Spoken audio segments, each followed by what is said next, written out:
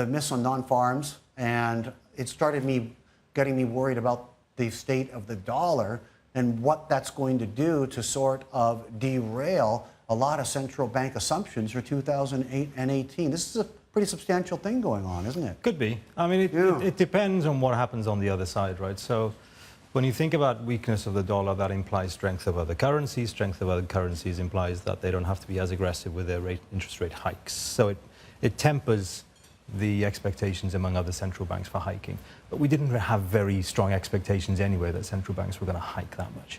So in a way, the dollar weakness at the moment is sort of containable as far as other central banks are concerned.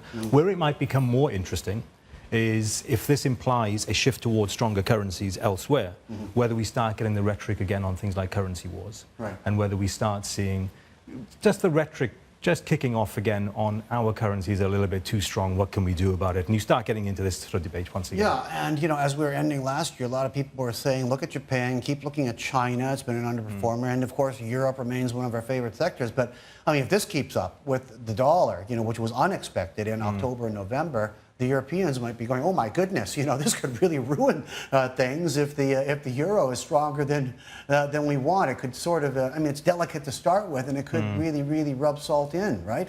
It could. I think you don't sound convinced it's going to happen, though. We need to be a little bit careful here because you've got this environment in the US whereby, obviously, the tax reform is now going through. Right.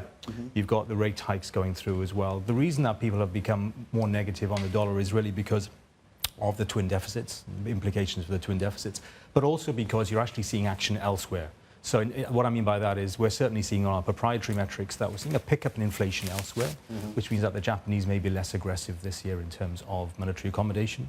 Again, you might see the Europeans as we go through the year as well take their foot off the accelerator in terms of monetary stimulus. So in a way, once they start doing that, they're sort of pushing their currency stronger in any case. So I think there's quite a relaxed view right now in terms of where currencies could lead. Right.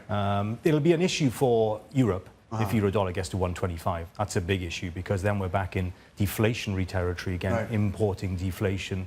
And obviously that has an impact in terms of exports as well, but we're not there yet.